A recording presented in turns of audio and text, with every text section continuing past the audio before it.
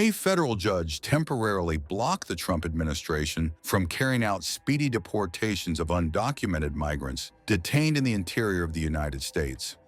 The move is a setback for the Trump administration's efforts to expand the use of the federal expedited removal statute to quickly remove some migrants in the country illegally without appearing before a judge first. President Donald Trump promised a massive deportation operation during his 2024 campaign if voters returned him to the White House. And he set a goal of carrying out 1 million deportations a year in his second term.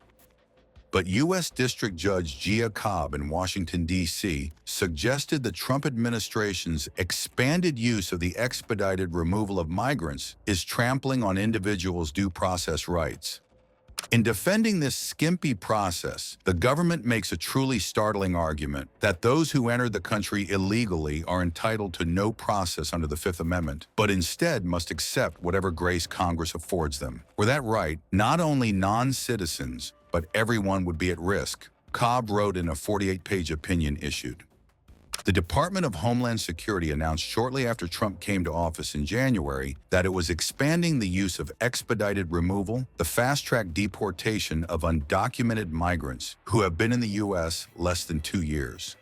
The effort has triggered lawsuits by the American Civil Liberties Union and immigrant rights groups. Before the Trump administration's push to expand such speedy deportations, expedited removal was only used for migrants who were stopped within 100 miles of the border and who had been in the U.S. for less than 14 days. MS-13 or Tren de Aragua. Well, these are people that focus on destroying people in their homes. They're not as international in that sense. They're a group of thugs. They come from Venezuela. They come from the prisons of Venezuela. They're very, very dangerous people, but they didn't look so dangerous when the guards took care of the situation from El Salvador. And I want to thank the president. He's a friend of mine. He's done a great job. But I just can't imagine that the Democrats are taking this issue where they want to have them back.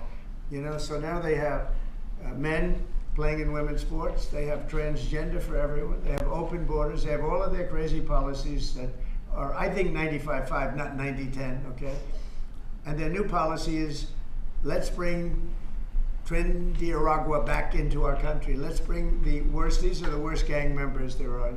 They looked amazingly frail, though, by the way they were handled. It's very amazing. You know, they weren't, when they were in Colorado cutting the fingers off a man because he made a phone call to the police, they seemed a lot tougher then than they did when they were having their head shaved and they were in shackles.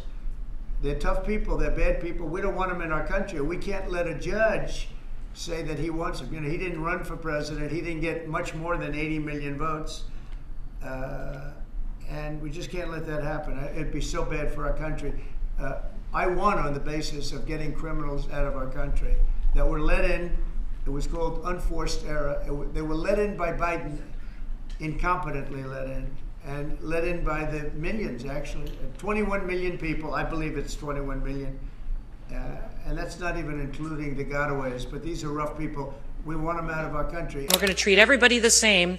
Regardless of who they are, the laws will apply equally, and we will have the scales of justice back in place, but also understands that this may be difficult for some families, that families will be impacted, that some that have been in our country for many, many years, and we'll be able to stand there with the perspective of a wife and a mom and a grandma and communicate that to people that we're going to work to make sure that we're not picking and choosing winners, but we're going to do this in a way that makes sense, and we're going to work with the American people to give their country back.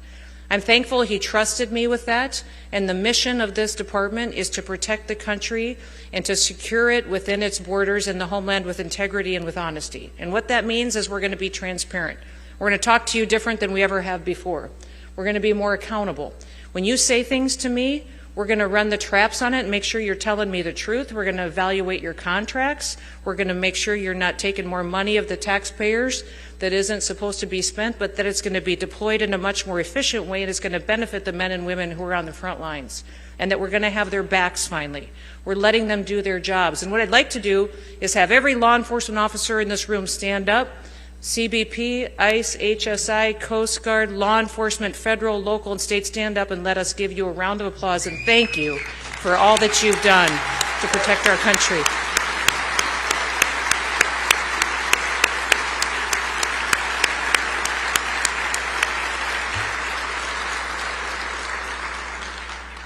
President Trump wants me to thank you for what you do, and he wants you to be safe, and he wants to make sure that you know that he will help you do your jobs, and is incredibly grateful that you still want to do your jobs after what he says was the poor leadership and the train wreck of Joe Biden hitting this country. So we're going to fix it and help you do your jobs, and I hope that's encouraging to all of you.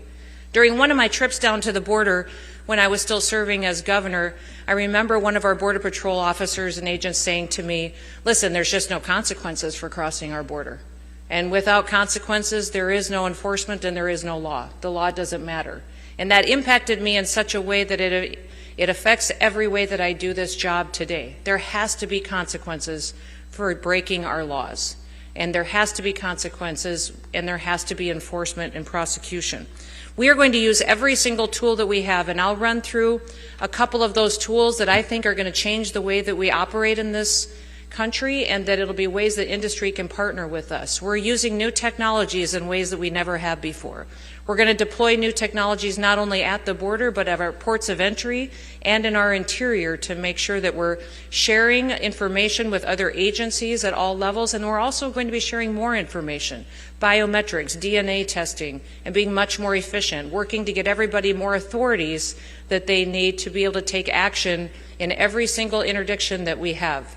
That all of our agents can go in there and deal with what they face, whether it may be drugs or trafficking or breaking of laws that would be impacting a community in different ways that they just weren't empowered to do before. And we'll be deploying and partnering with industry to be more efficient and accountable to make sure that we're making the best use of our time. The CBP One app is one app that was deployed during the last presidential administration that we have completely changed. It was interesting, I did ask the federal government if we took the CBP One app and shut it down on day one, which we did do, how long would it take us to develop an app that would deport people and allow people to self-deport? And the federal government told me, boy, that's probably going to take us 4 to 6 months. So I went to Elon and his guys, and they said, we can do that in 24 hours. And in 24 hours, we had the CBP Home app up that allows individuals to go in there and send them messages from the federal government that says, if you are here illegally now, go home. And soon it will be that you can get on that app, and it'll be not only should you go home right now, but we will help you buy your plane ticket and your travel documents so that you can go today. We are, for the first time since World War II, enforcing the Alien Registration Act. The Alien Registration Act says that if you're in this country for longer than 30 days illegally, you must register with the federal government. And when those 30 days are up, and if you haven't done that, now we can criminally charge you. And we can go in and take you out of your home and deport you out of this country. And every day that you overstay, you are subject to up to $1,000 fine, and that you will be in violation of that. And when we deport you, you may never be allowed back into the United States again.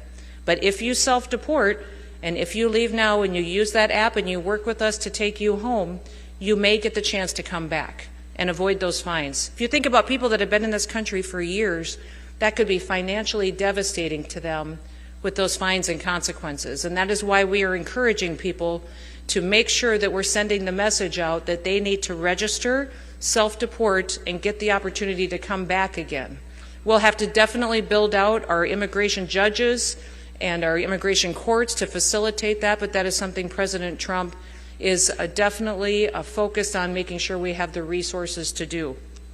We also are working hard on enforcing the Alien Enemies Act, which I'm sure you saw the Supreme Court made a decision on yesterday. And we are going to continue to use that to deport the worst of the worst out of our communities and make sure they're facing consequences in their home countries for the actions that they've taken to be involved in gangs that are now foreign terrorist organizations, thanks to the designation that President Trump has given us.